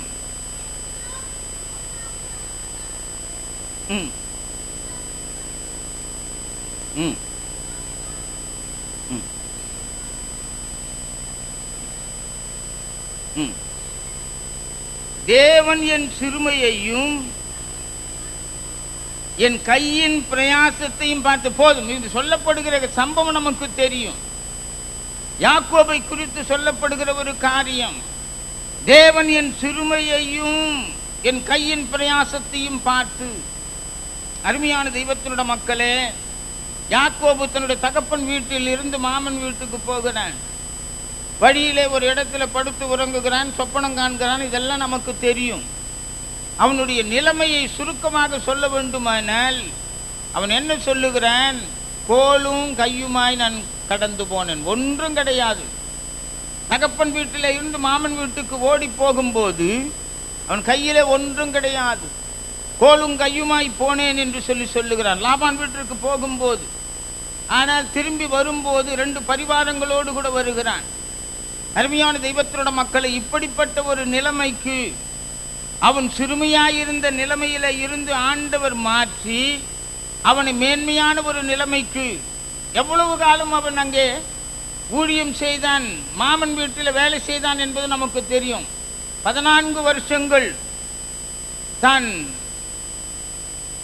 தன்னுடைய வாழ்க்கையிலே குடும்ப துணையாக இல்லையா மனைவியாக ஏற்றுக்கொள்ள போகிற மக்களுக்காக 14 வருஷங்களும், தன்னுடைய மந்தைக்காக 6 வருடங்களாக மற்ற 20 வருடங்கள் அவன் வேலை செய்திருக்கிறான். ஆனால் இப்பொழுது திரும்பி வரும்போது சிறுமைப்படுத்தப்பட்ட நிலைமையிலே அவன் திரும்பி வரவில்லை. 10 முறை அவனுடைய மாமன் சம்பளத்தை எல்லாம் மாற்றி சிறுமைப்படுத்தினான். போகும்போது கோலுங்கையுமாய் வெறுமனே கடந்து போனான். 20 வருடங்கள் அவன் பிரயாசப்பட்டு அங்கே வேலை செய்து திரும்பி வருகிறான். சிறுமைப்படுத்தப்பட்ட அதே நிலைமையிலே திரும்பி வரவில்லை. சிறுமைப்படுத்தப்பட்ட அவனோட வாழ்க்கையில ஒரு மேன்மையை ஆண்டவர் வைத்தார். 2 பரிவாரங்களோடு கூட திரும்பி வரும்படியாய் கர்த்தர் மாற்றினார். ஆக உங்களுக்கு சொல்ல வந்த ஒரு நல்ல செய்தி என்னவென்று சொன்னால், சிறுமைப்பட்ட நிலைமையிலேயே நீங்கள் இருக்க போவதில்லை. உங்களுக்கு நல்ல ஒரு வீடு வசதியை ஏற்படுத்தி ஆண்டவர் கொடுக்கிறது மாத்திரமல்ல, நீங்கள் சுபிட்சமான ஆசீர்வாதமான மேன்மையான நிலைமைக்கு நீங்கள் உயர்த்தப்படுவீர்கள் என்பதை இன்றைக்கு சொல்ல வந்த இன்னொரு செய்தி. திரும்பி அவன் கடந்து வரும்போது இன்னொரு காரியமும் அவனுக்கு எதிரடையாக இருந்தது. அது என்ன? தன்னுடைய அண்ணன் ஏசா அவனை எதிர்கொண்டு வருவான். அவன் நிமித்தமாக அவனுக்கு பயம் உண்டானது. ஆகையினால் இந்த 2 பரிவாரங்கள்ல ஒரு பரிவாரத்தை முன்பாக அனுப்பினான். ஒருவேளை அதை அண்ணன் ஒருவேளை அதையெல்லாம் அவன் கொன்று போட்டாலும், ஆடு மாடுகளை எல்லாம் கொன்று போட்டாலும், அதையெல்லாம் அவன் ஆசைப்படுத்தினாலும், இன்னொரு பரிவாரம் பின்னாடி இருக்கிறது, அதை நாம் வைத்துக்கொள்வோம் என்ற நிலைமையில இப்படியெல்லாம் பயந்து கொண்டு வந்தான். ஆனால் சிறுமிப்பட்ட அவனோட வாழ்க்கையில அந்த பயமும் நீங்கிட்டு. காரணம், அண்ணன் ஒன்றும் செய்யவில்லை. அண்ணனோடு கூட சமாதானமாயிருக்கும்படி கர்த்தர் காரியங்களை மாற்றி போட்டார். சமாதானமாக அவனோடு கூட இருக்கும்படி செய்து விட்டார். இதெல்லாம் ஒன்றுமே அவன் எதிர்பார்த்தபடி ஒன்று பயமும், அவன் எதிர்பார்த்தபடி எந்த விதமான பயமும் அங்கே அவனுக்கு ஏற்படவில்லை. பயம்தான் ஆரம்பத்தில், ஆனால் பிற்பாடு அந்த பயத்திலே அவன் நிலைத்திருக்கவில்லை. ஒருவேளை நீங்கள் உங்களுடைய உறவினர்களை குறித்தோ மற்றவர்களை குறித்தோ ஏதோ ஒரு காரியத்தின் நிமித்தமாக, சொத்தின் நிமித்தமாக, மற்ற காரியங்கள் நிமித்தமாக ஒருவேளை நீங்கள் பயந்து கொண்டிருக்கலாம். அந்த பயம் நீடிக்க போவதில்லை. கர்த்தர் உங்களுக்கு அனுகூலமாய் காரியங்களை மாற்றி தருவார். காரணம், நாம் ஆராதிக்கிற வழிபடுகிற ஆண்டவர் நம்முடைய வெளி தோற்றத்தை மட்டும் பார்க்கிறவர் அல்ல, உள்ளிந்திரியங்களை ஆராய்ந்தறிகிற தெய்வம். உன் உள்ளத்தின் ஆழத்தில் இருக்கிறதான ஏக்கத்தை பெருமூச்சை அறிகிற தெய்வம். அண்ணன் என்ன செய்வானோ, அவனை ஏமாற்றி விட்டு நாம் கடந்து போனோமே, அண்ணன் என்ன செய்வானோ என்று பயந்து கொண்டிருந்தான். அந்த பயத்தின்படி ஒன்றும் அவனுக்கு நடக்கவில்லை. அருமையான தெய்வத்தினுடைய மக்களே, இரண்டாவது உங்களுக்கு சொல்லப்படுகிற ஒரு காரியம், நீங்கள் எந்த காரியத்தை குறித்தும் பயப்பட வேண்டாம். சிறுமைப்பட்ட நிலைமையிலே இருக்கிற உங்களை ஆண்டவர் ஆசீர்வாதமான ஒரு நிலைமைக்கு மாற்றுவார். நீங்கள் பயப்பட வேண்டிய அவசியம் இல்லை, கர்த்தர் மாற்றுவார். மூன்றாவது, சிறுமைப்பட்ட நிலைமையில இருந்து கர்த்தர் மாற்றுகிற இன்னொரு மனிதனை குறித்து வேதத்தில் வாசிப்போம். 2 சாமுவேலின் புஸ்தகம் 16ஆம் அதிகாரம் 12வது வசனம் வாசிங்க. கர்த்தர் என் சிறுமையை பார்த்து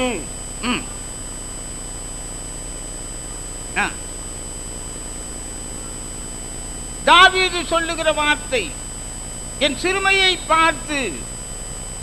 காரணம், அந்த அளவுக்கு அவன் சிறுமைப்படுத்தப்பட்டான். சீமே என்று சொல்லப்படுகிற ஒரு சாதாரண மனுஷன் மூலமாக அவன் அவமதிக்கப்பட்டான். தூஷணமான வார்த்தைகளை கேட்க அவனுக்கு நேரிட்டது அப்படிப்பட்ட ஒரு சூழ்நிலை. அப்படிப்பட்ட நிலைமையில இருந்த தாவீது சொல்லுகிறான், என் சிறுமையை பார்த்து. இன்னும் வேதத்தில் சங்கீதம் 25வது சங்கீதம் 16வது வசனத்தில் தாவீது சொல்லுகிறான், நான் தனித்தவனும் சிறுமை படுத்துகிறவனுமாய் இருக்கிறேன். சிறுமைப்பட்ட நிலைமையில இருக்கிறேன் என்று சொல்லி தாவீது சொல்லுகிறான். அன்புக்குரியவர்களே, கேவலம் ஒரு சீமையின் மூலமாக தூஷிக்கப்பட்டான் தாவீது. இந்த தாவீது யார் என்று சொன்னால், ஆண்டவராலே தெரிந்து கொள்ளப்பட்டவன், அபிஷேகம் பெற்றவன், ஆண்டவராலே தெரிந்து கொள்ளப்பட்டவன். மறுபடியும் சொல்லுங்க, ஆண்டவராலே தெரிந்து கொள்ளப்பட்டவன், அபிஷேகம் பண்ணப்பட்டவன், ஆண்டவருக்கு பிரியமானவன். இப்பேற்பட்டவன் ஒரு சாதாரண ஒரு மனுஷனால தூஷிக்கப்படுகிறான். நீங்கள் யார்? நீங்கள் சாதாரணமானவர்கள் அல்ல. ஆண்டவருடைய சமூகத்தில் கூடி வந்திருக்கிற நாம் சாதாரணமானவர்கள் அல்ல, நாம் அசாதாரணமானவர்கள். கரங்களை ஒருத்தர் அல்ல சொல்லுங்க பாப்போம். நான் சாதாரணமானவர்கள், நாம் அசாதாரணமானவர்கள். அருமையான தெய்வத்தினுடைய மக்களே, நான் ஏன் இதை ரொம்பவும் அழுத்தம் திருத்தமாய் சொல்லுகிறேன் என்று சொன்னால், மனிதன் ஆண்டவர் இந்த உலகத்தை படைத்தார். படைக்கப்பட்ட பிற்பாடு ஆண்டவர் மனிதனை உண்டாக்கினார், தம்முடைய சாயலிலே உண்டாக்கினார். உண்டாக்கப்பட்ட மனுஷனுக்கு மாத்திரம்தான் பேசுகிற திறமை, சிந்திக்கிற திறமை, புதிய காரியங்களை கண்டுபிடிக்கும் திறமை எல்லாம் ஆண்டவர் கொடுத்திருக்கிறார். ஆனால் தம்முடைய சாயலிலே உண்டாக்கப்பட்ட மனிதர்கள் எல்லாரும் விசேஷமானவர்களாக இந்த உலகத்தில் கருதப்படுகிறது கிடையாது. ஒரு சிலர் மாத்திரம்தான் விசேஷமானவர்களாக கருதப்படுகிறார்கள். அவர்களை விஐபி என்று நாம் சொல்லுகிறோம். அரசாங்கத்தாலும் சமூகத்தாலும் அவர்களுக்கு மாத்திரம் பட்டங்களும் பதவிகளும் சில சலுகைகளும் கொடுக்கப்படுகின்றன. ஆனால் இந்த பட்டங்களும் பதவிகளும் சலுகைகளும் இந்த உலகத்தோடு முடிவடைந்து விடுகிற ஒன்று. ஆனால் அரசாங்கத்தாலும் சமுதாயத்தாலும் நாம் நினைக்கப்படாதபடிக்கு போனாலும், மறுபடியும் சொல்லுகிற, அரசாங்கத்தினாலும் சமுதாயத்தினாலும் நாம் நினைக்கப்படாமல் போனாலும் ஆண்டவருடைய சமூகத்தில் நாம் ஒரு தனி கவனத்தோடு கூட நினைக்கப்படுகிற மக்களாய் நாம் இருக்கிறோம். அவரை ஏற்றுக்கொண்ட அடியார்களாகிய நாம் ஆண்டவருடைய சமூகத்தில், அதுவும் மாத்திரமல்ல, இம்மையிலும் மறுமையிலும் அவரோடு கூட வாழும்படியான பாக்கியத்தை பெற்றவர்கள் அவரை ஏற்றுக்கொண்ட அடியார்களாகிய நாம் மாத்திரமே. ஆகினாலே நாம் விசேஷமானவர்கள், நம் ஆண்டவருடைய பிள்ளைகள். ஆகினாலே விசேஷமானவர்களாக இருக்கிற நாம் ஒரு சாதாரண ஒரு மனிதனாலே தூஷணமாய் பேசப்படுகிற நிலைமைக்கு தாவீது வந்து விட்டான். ஆனாலும் அவன் சொல்லுகிற காரியம், என் சிறுமையை பார்த்து. நீங்கள் யாரால தூஷிக்கப்பட்டாலும் சரி, உங்களை விட மோசமான நிலைமையில, கேவலமான நிலைமையில் இருக்கிற ஒரு மனிதன் அல்லது ஒரு குடும்பத்தை சார்ந்தவர்கள் உங்களை அவதூறாக பேசினாலும் தூஷித்தாலும் நீங்கள் ஒன்றும் கவலைப்பட வேண்டாம், எதிர்த்து பேச வேண்டாம். ஆண்டவரிடத்தில் சொல்லுங்கள், ஆண்டவரே என் சிறுமையை பாரும் என்று நீங்கள் சொல்லுங்கள். ஆண்டவர் அதற்கு ஏற்ற பலனை உங்களுக்கு தருவார், உங்களை பேசின மக்களுக்கும் தருவார். அருமையான தெய்வத்தோட மக்களின் நிலைமை என்ன? சீமேயி இப்படி எல்லாம் தூஷித்தான். இந்த சம்பவம் எல்லாம் நமக்கு தெரியும். இன்னொரு சந்தர்ப்பத்தில் கோலியாத் எதிர்த்து வந்தபோது இவன் தான் வெற்றி பெற்றான். அவனை எதிர்த்து நின்று வெற்றி பெற்றான். அவனை தோற்கடித்தான், அவனை கொன்று போட்டான். உடனே சவுல் இவனுக்கு வேண்டிய மரியாதையெல்லாம் செய்தான், பெண்ணை கொடுத்தான், எல்லா வசதிகளையும் ஏற்படுத்தி கொடுத்தான். ஆனால் ஒரு குறிப்பிட்ட காலம் வந்தபோது இவனுக்கு புகழ்ச்சி அதிகமாக உண்டானபடியினால அவனை கொன்றுவிட வேண்டும் என்று சொல்லி தீர்மானம் பண்ணினான். அவன் உயிரோடு இருக்கிறது நல்லதல்ல. பெண்ணை கொடுத்தவன் பாருங்கள், 1 சாமுவேலின் புஸ்தகம் 20ஆம் அதிகாரம் 31வது வசனத்தை வாசித்து பாருங்கள். அவனை கொன்றுவிட வேண்டும், அவன் உயிரோடு இருக்கிறது நல்லது அல்ல என்று சொல்லி அவன் அப்படிப்பட்ட ஒரு நிலைமைக்கு வந்து விட்டான். யார் இவனுக்கு ஆதரவு கொடுத்தார்களோ, யார் இவனுக்கு பெண்ணை கொடுத்தார்களோ, யார் இவனை ஒரு நல்ல நிலைமையில வைத்துக் கொண்டானோ அவனே அவனுக்கு எதிரியாக மாறிவிட்டான், சிறுமைப்படுத்தப்படுகிறான். ஆனால் சிறுமைப்பட்டவர்களுடைய நம்பிக்கை வீண் போகாது என்ற வசனத்தின்படி அருமையான தெய்வத்தினுடைய மக்களே, அவனுக்கு ஒரு மேன்மையான வாழ்க்கை வந்தது. என்ன வாழ்க்கை? யார் கொன்று போட வேண்டும் என்று சொல்லி தீர்மானம் பண்ணினானோ அவனுடைய ஸ்தானத்தில் சவுல் இருந்த அதே தேசத்திற்கு இவன் ராஜாவாக ஆக்கப்பட்டான். அல்லேலூயா. ஆகையினாலே நீங்கள் சிறுமைப்படுத்தப்படும் போது உங்களுடைய வாழ்க்கையில நீங்கள் சிறுமைப்பட்டு இருக்கிற அதே நிலைமையில நீங்கள் இருக்க மாட்டீர்கள். ஆண்டவர் உங்களுடைய வாழ்க்கையில ஒரு உயர்வை தருவார். உங்களுக்கு போதுமான ஒரு இடத்தை கொடுப்பார், வீட்டை கொடுப்பார், உங்களுக்கு உள்ள பயத்தை நீக்குவார். மாத்திரமல்ல, உங்களை உயர்த்தவும் அவர் செய்வார், உங்களை உயர்த்துவார். எந்த சவுல் தாவீதை விரட்டி அடித்தானோ இல்லையா, அவன் உயிரோடு இருக்கிறது நல்லதல்ல என்ற தீர்மானத்துக்கு வந்து விட்டான். வேற விதத்தில் சொல்ல போனால் கிராமத்தில் சொல்லுவார்கள், அதன்படி இவன் சொல்லுகிற காரியம் இல்லையா, மகள் தாலி அறுத்தாலும் பரவாயில்லை, இல்லை விதவையானாலும் பரவாயில்லை, ஆனால் மருமகன் என்ன பண்ணணும்? சாகும். அப்படிப்பட்ட நிலைமையிலே தான் இவன் அவனை விரட்டி அடித்தான், மிக கேவலமாக நடத்தப்பட்டான். ஆனால் ஒரு நாள் வந்தது, ஒரு நேரம் வந்தது, எந்த சவுல் விரட்டினானோ, அந்த சவுல் ராஜ்யபாரம் பண்ணினானோ அதே தேசத்திற்கு இவன் ராஜாவாக உயர்த்தப்பட்டான். அல்லேலூயா. ஆகையினாலே நீங்கள் சோர்ந்து போக வேண்டாம், நீங்கள் கலங்க வேண்டாம். உங்களுக்கென்று ஒரு வாழ்க்கையை ஆண்டவர் நியமித்து வைத்திருக்கிறார். ஒரு மேன்மையான நிலைமைக்கு நீங்கள் உயர்த்தப்படுவீர்கள். இருக்கிற நிலைமையிலேயே நீங்கள் இருந்து விட மாட்டீர்கள். அதுதான் இன்றைக்கு சொல்ல வந்த நல்ல செய்தி. என் வாழ்க்கையில மாற்றம் இல்லையே, ஆண்டவரை ஏற்றுக்கொண்டால் இப்படிப்பட்ட நிலைமைக்கு வருவேன் என்றெல்லாம் நான் நினைத்தேனே, ஆனாலும் இங்கே வந்த பிறகும் ஆண்டவரை ஏற்றுக்கொண்ட பிறகும் நாம் வேதத்தை வாசித்து ஜெபித்து உபவாசித்து ஆண்டவருக்கென்று திருப்பணி செய்து எல்லா காரியங்களும் உண்மையும் உத்தமனாய் நான் இருந்தும் கூட என் வாழ்க்கையில ஒரு உயர்வு காணப்படவில்லையே என்று நீங்கள் நினைப்பீர்களேயானால், அருமையான தெய்வத்தினுடைய மக்களை, உங்களுக்கு ஒரு நல்ல செய்தி உண்டு. சிறுமைப்பட்ட உங்களுடைய வாழ்க்கையில ஒரு உயர்வை ஆண்டவர் கட்டளையிடுவார், உயர்த்துவார். எல்லாவற்றிற்கும் ஒரு காலம் உண்டு. சாலமோன் ஞானி சொல்லுவான் அல்லவா, நட ஒரு காலம், நட்டதை பிடுங்க ஒரு காலம், கொள்ள ஒரு காலம், குணமாக்க ஒரு காலம், இல்லையா? கிழிந்ததை தைக்கிறதுக்கு ஒரு காலம் உண்டு, இல்ல? கிழிக்க ஒரு காலம், தைக்க ஒரு காலம், நட ஒரு காலம், நட்டதை பிடுங்க ஒரு காலம், கட்ட ஒரு காலம், இடிக்க ஒரு, எல்லாவற்றிற்கும் காலம் உண்டு. இவ்வளவு நாங்கள் நீங்கள் சிறுமைப்பட்டு தாழ்மையான அல்லது வேறு மாதிரி நிலைமையில இருந்த உங்களுடைய நிலைமை இன்றோடு முடிந்து விட்டது. ஆண்டவர் இனி வருகிற நாட்களில் உங்களுக்கு ஒரு உயர்வை கட்டளையிடுவார். ஆமென், ஆமென், ஆமென். விசுவாசிங்கள். விசுவாசித்தால் தான் தேவனோட மகிமையை காண முடியும். ஆண்டவர் வருகிற நாளிலே அற்புதத்தை காண்பாரோ, அதிசயத்தை காண்பாரோ அப்படின்னு வசனம் சொல்ல, அவர் வருகிற நாளில் விசுவாசத்தை காண்பாரோ என்று வேதம் சொல்லுகிறது, இல்லையா? லூக்கா 18ஆம் அதிகாரம் 8வது வசனம், விசுவாசத்தை காண்பாரோ, விசுவாசத்தை காண வேண்டும்.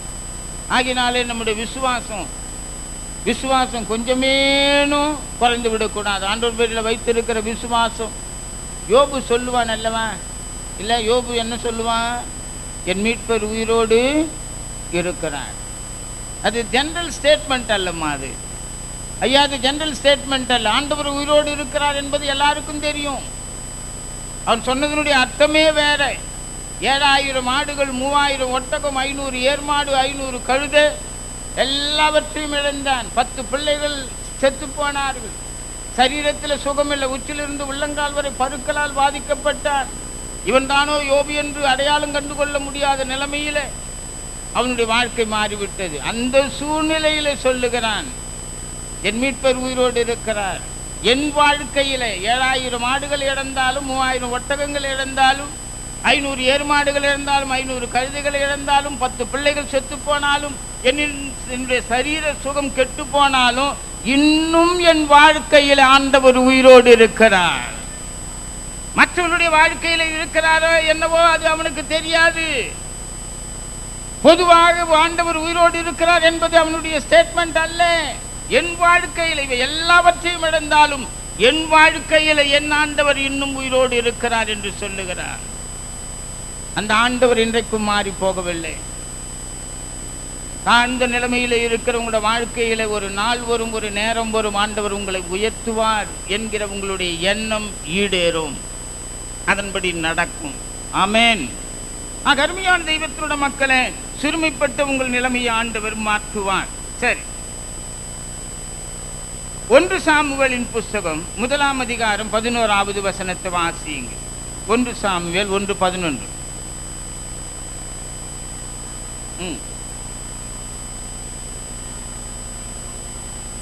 உமது அடியாளின் சிறுமையை கண்ணோக்கி பார்த்து,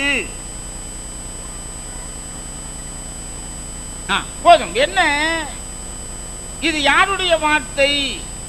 நகோமியினுடைய வார்த்தை. நகோமி சிறுமைப்பட்ட ஒரு நிலைமையில இருக்கிறார்.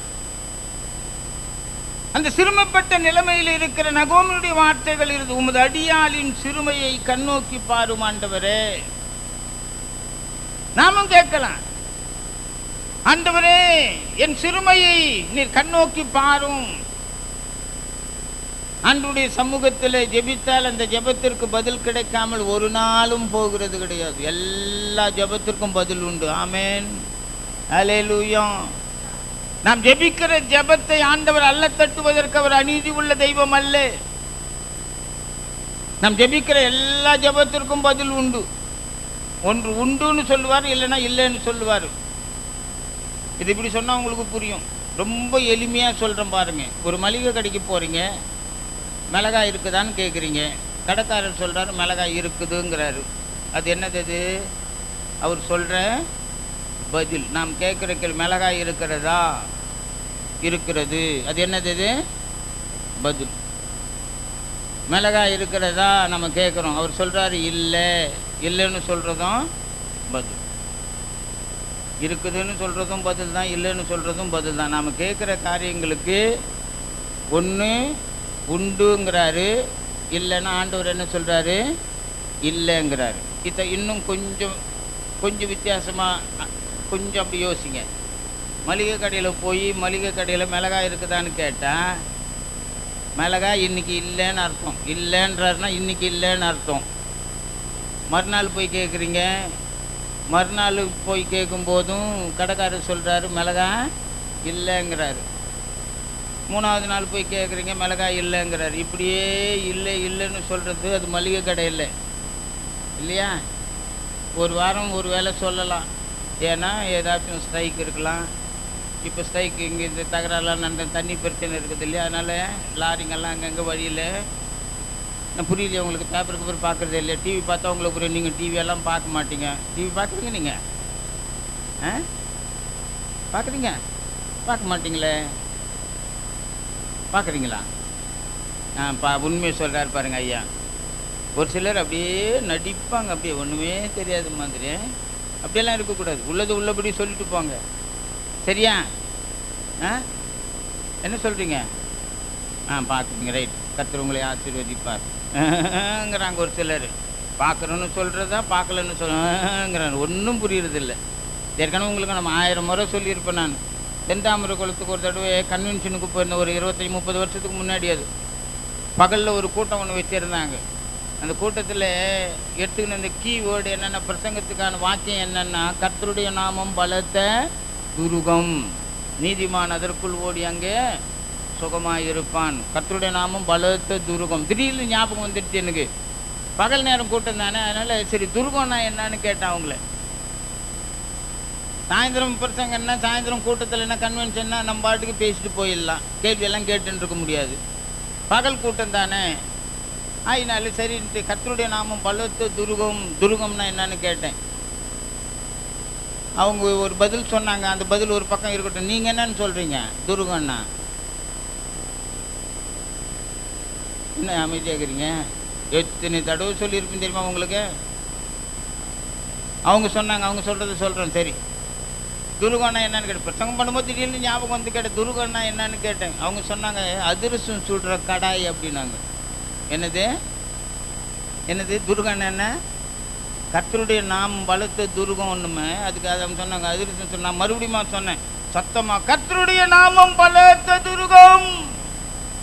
இப்போ என்ன பதில்? நான் அவங்கள சத்தமாக சொன்னதுனால அதிரசம் சுடுற பெரிய கடாய். இப்போ பதில் அவங்க சொல்லிட்டாங்க, வானலின்னு சொல்லிட்டாங்க, கடாயின்னு சொல்லிட்டாங்க. நீங்கள் என்ன சொல்கிறீங்க? ங்கிறீங்களே, பதில் சொல்ல மாட்டேங்கிறேன். கர்த்தருடைய நாமம் பலத்த துருகம்னா அது ஒரு பெரிய கோட்டை மார் இல்லையா? The name of the lord is a strong tower இல்லை? ஆங்கில வேதாகமத்தில் தான் அதுக்கு சரியான அர்த்தம் இருக்குது. Lord's name is strong tower, அது ஒரு பெரிய கோட்டை மாதிரி. சரி இருக்கட்டும், விஷயத்துக்கு வருவோம். நம்ம இங்கே சொல்லப்படுகிற காரியம் என்ன? நகோமி சிறுமையை பார்த்து என் சிறுமையை பாரும் என்று சொல்லுகிறார். ஆண்டவருடைய சமூகத்தில் நாமும் ஜெபிக்கல, எல்லா ஜெபத்திற்கும் பதில் உண்டு. இப்போ நான் சொன்ன மளிகை கடைக்கார இடத்துல போய் நம்ம கேட்டோம்னா ஒரு நாள் இல்லைங்கிறார், 2 நாள் இல்லைங்க, 3 நாள் இல்லைங்கிறார், ஒரு வாரம் இல்லைங்கிறார் இல்லையா? பெங்களூர்லேருந்து எல்லாம் வர வேண்டியதெல்லாம் வரல. அதனால சரி, பிரச்சனை தண்ணி பிரச்சனை, அதனால நமக்கு என்ன ஆகிப்போச்சு, வரல. மளிகை கடைன்னு சொன்னால் மிளகாய் இருக்கணும் இல்லையா? இருக்கும். இன்னைக்கு இல்லை, நாளைக்கு மறுநாள் இல்லை, ஒரு வாரம் இல்லை, ஒரு மாதம் இல்லை. மளிகை கடையில் மிளகாவே இல்லாத கடை கிடையாது. ஆண்டவர் என்ன சொல்கிறாரு? இன்னைக்கு இல்லை, நாளைக்கு இல்லை, 3 நாள் இல்லை, ஒரு மாதம் இல்லை, ஒரு நாள் வரும் மளிகை கடையில் மிளகாய் வரும். அன்றைக்கி கடைக்காரர் மிளகாய் இருக்குதான்னு கேட்டால் கொடுப்பார். உங்களுக்கு புரியும்னு நினைக்கிறேன். ஆண்டவர் இன்னைக்கு இல்லைங்கிறாரு. அது ஏன் நமக்கு தெரியாது. நாளைக்கு இல்லைங்கிறாரு, ஒரு மாதம் இல்லை, ஒரு வருஷம் இல்லை. ஆனால் ஒரு நாள் வரும், ஒரு நேரம் வரும், ஆண்டவர் கொடுப்பார். உன் நம்பிக்கை வீண் போகாது. காலதாமதத்திற்கு காரணம் என்னன்னு நமக்கு தெரியாது. ஏற்ற காலத்தில் கர்த்தர் கொடுப்பார். அதுவும் எப்படி கொடுப்பார்?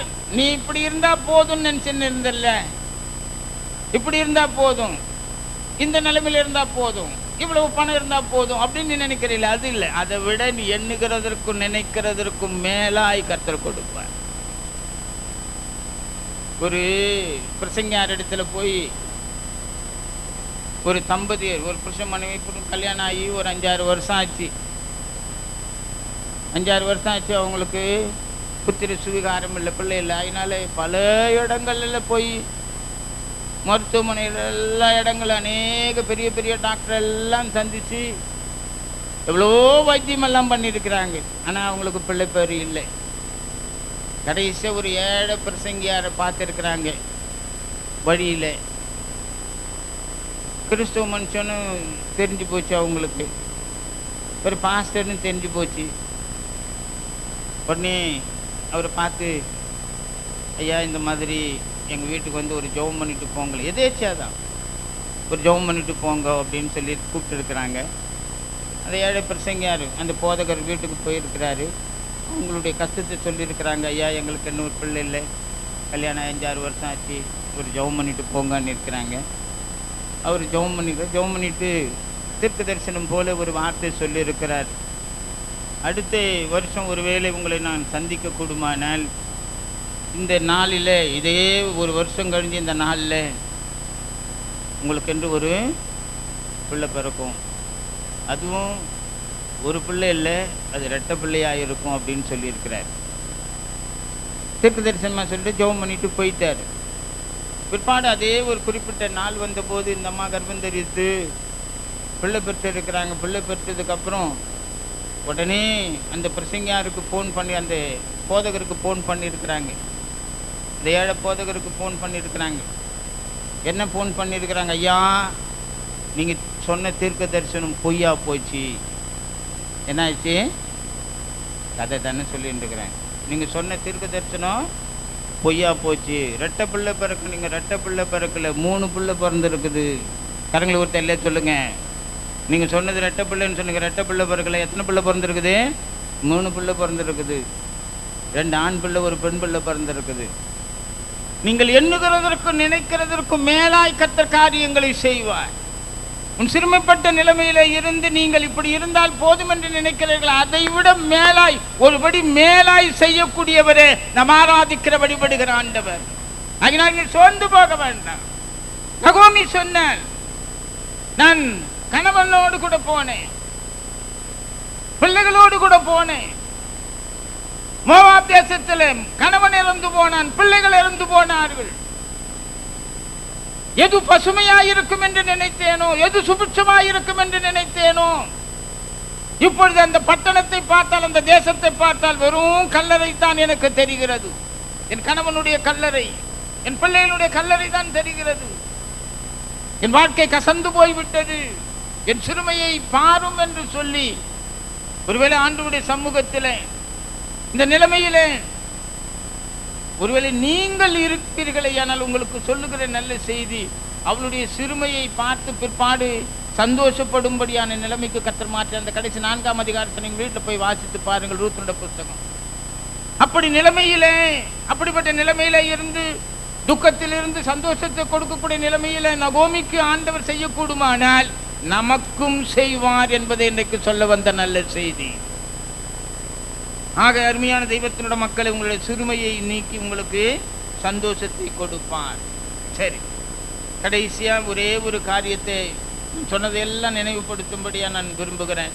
நாம் என்ன யோசித்தோம்? சிறுமைப்பட்டவனுடைய நம்பிக்கை வீண் போகாது என்று நாம் தியானித்தோமே. முதல் காரியம் என்ன? இஸ்ரவேல் ஜனங்களுடைய வாழ்க்கையை பார்த்தோம். சிறுமைப்படுத்தப்பட்டு இல்லையா 430 வருஷங்கள் அடிமைகளாக அவருடைய வாழ்க்கையில ஆண்டவர் அவர்களுக்கென்று ஒரு நல்ல இடத்தை, ஒரு வீட்டை, ஒரு நிலத்தை ஆண்டவர் கட்டளையிட்டார். முதல் காரியம். இரண்டாவது, யாக்கோபுடைய வாழ்க்கையிலே கோலுங்கையுமாய் கடந்து போனவன் 2 பரிவாரங்களோடு கூட சுபிட்சமான ஒரு நிலைமைக்கு அவனை ஆண்டவர் மேன்மைப்படுத்தினார், அவனுடைய பயத்தை நீக்கினார் என்று பார்த்தோம். மூன்றாவது, தாவீதுடைய வாழ்க்கையிலே சிமேயி என்கிற சாதாரண ஒரு மனுஷன் தாவீதை தூஷிக்கிறவனாக கேவலமாய் பேசுகிற ஒரு நிலைமையிலே இருந்த, மாத்திரமல்ல சவுல் பெண்ணை கொடுத்தான், பெண்ணை கொடுத்து அவனை கொல்ல வேண்டும் என்று சொல்லி ஒரு எண்ணத்தோடு கூட இருந்த ஒரு சிறுமைப்பட்ட நிலைமையில் இருந்த தாவீதினுடைய வாழ்க்கையிலே எந்த சவுல் ராஜ்யபாரம் பண்ணினானோ அதே ஸ்தானத்தில் தாவீதை ஆண்டவர் உயர்த்தினார், அவனை மேன்மைப்படுத்தினார். உங்களையும் உயர்த்துவார். நான்காவது, நகோமியுடைய வாழ்க்கையில பார்த்த காரியம், கசந்து போனவருடைய வாழ்க்கையில ஆண்டவர் சந்தோஷத்தை மகிழ்ச்சியை உண்டாக்கினார். சிறுமைப்பட்ட நிலைமையில இருந்த இவருடைய வாழ்க்கையை ஆண்டவர் மாற்றக்கூடுமானால் சிறுமைப்பட்ட நிலைமையில் இருக்கிற நம்முடைய வாழ்க்கையையும் அவர் மாற்றுவார். நம்முடைய வாழ்க்கையையும் அவர் மாற்றுவார், மேன்மைப்படுத்துவார், உயர்த்துவார் என்பதை இன்றைக்கு சொல்ல வந்த நல்ல செய்தி. ஆக இந்த எண்ணத்தோடு கூட, இந்த நினைவோடு கூட நாம் ஒரு காரியத்தை நாம் சொல்லுவோம். ஆண்டவரே, வாக்குத்தத்தங்களை நான் மறந்து விட்டேன். ஆனால் வாக்குத்தத்தங்களை நீர் மறக்கிறவர் அல்ல, என் வாழ்க்கையில நிறைவேற்றுவீர் என்ற எண்ணத்தோடு கூட அப்படியே எல்லாரும் தலைகளை தாழ்த்துவோம், கண்களை மூடுவோம். ஆண்டவரே, வாக்குத்தத்தங்களை நான் மறந்து விட்டேன். சிறுமைப்பட்ட என்னுடைய நிலைமை தொடர்ந்து விதமாகவே இருக்கும் என்று நான் நினைத்தேன். இல்லை ஆண்டவரே, சிறுமைப்பட்ட என் நிலைமையில் இருந்து என்னை மாற்றுவீர். சிறுமைப்பட்ட நிலைமையிலிருந்து என்னை மாற்றுவீர். சிறுமைப்பட்ட நிலைமையிலே நான் இருக்க போவது கிடையாது. என் நம்பிக்கை வீண் போகாது ஆண்டவரே, என் நம்பிக்கை வீண் போகாது. சாலமோன் ஞானி சொல்லுகிறேன், நீதிமொழிகள் 23:18 நம்பிக்கை, உன் நம்பிக்கை வீண் போகாது என்று சொல்லி. யோவான் 14:14 சொல்லுகிறது, என் நாமத்தினால் எதை கேட்டாலும் அதை நான் செய்வேன் என்று ஆண்டவர் சொல்லுகிறார். அப்படியே ஆண்டவர் செய்வார். ஆண்டவர் என் வாழ்க்கையில செய்ய போகிறார். எப்படிப்பட்ட சூழ்நிலையிலும் ஆண்டவர் நம்மை கைவிட மாட்டார். சிறுமைப்பட்ட நம்முடைய நிலைமையை ஆண்டவர் நிச்சயமாய் மாற்றுவார், நிச்சயம் மாற்றுவார். சோர்ந்து போக வேண்டாம், கலங்க வேண்டாம். நாம் தியானித்த தியானத்தின்படி நம்முடைய வாழ்க்கையிலும் மேன்மைப்படுத்துவார். ஜெபம் செய்வோம். சோர்ந்ததையா என் உள்ளம்,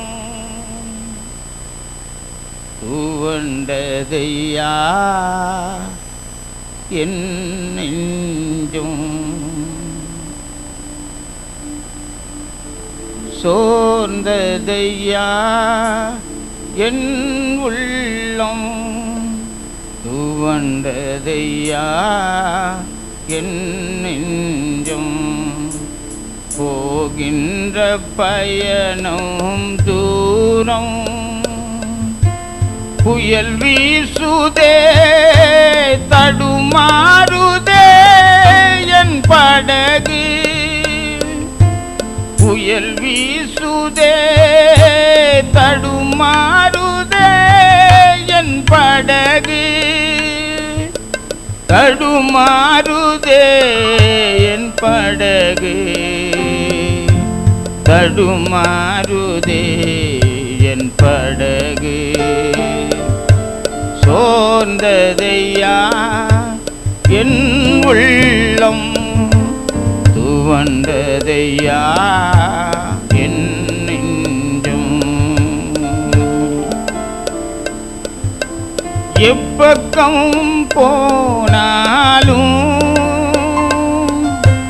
நெருக்க நான் படுகின்றேன், எப்பக்கம் போனாலும் நெருக்க நான் படுகின்றேன், ஆறுதலின் நாயகனே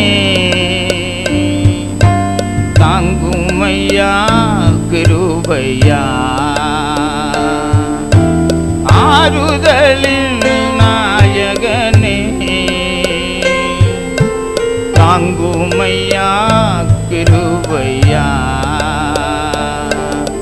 சோர்ந்ததையா என் உள்ளம், துவண்டதையா என் நெஞ்சும்,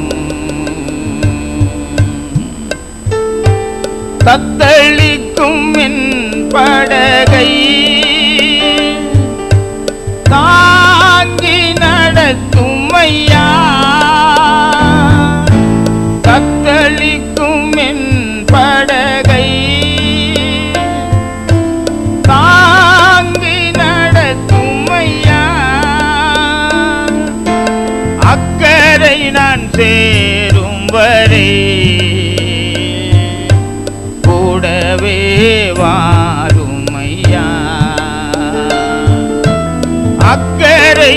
சேரும் வரை கூடவே வாரும் ஐயா.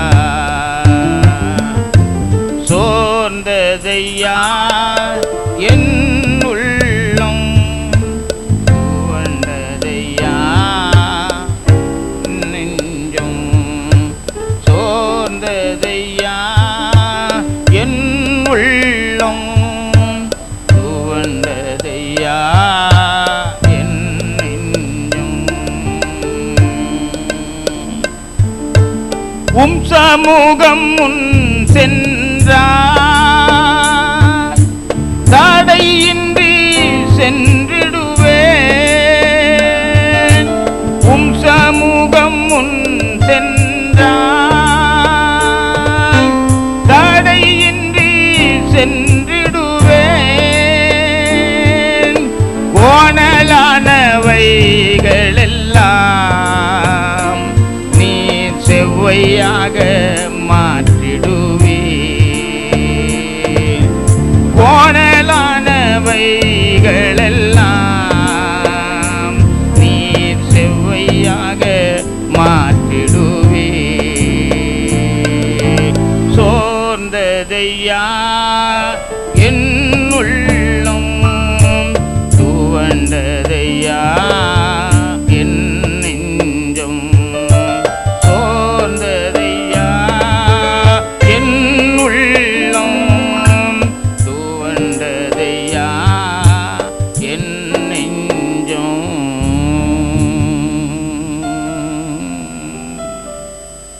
பரலோக பிதாவே, இயேசுவின் நாமத்தில் மீண்டும் ஒரு விஷயம் நாங்கள் உம்முடைய சமூகத்தில் வருகிறோம்.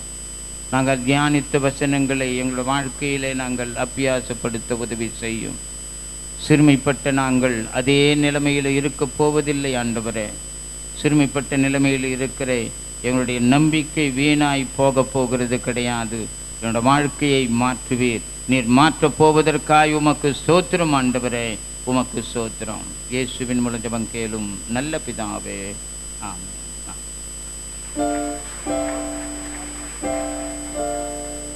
காணிக்கை நேரம்.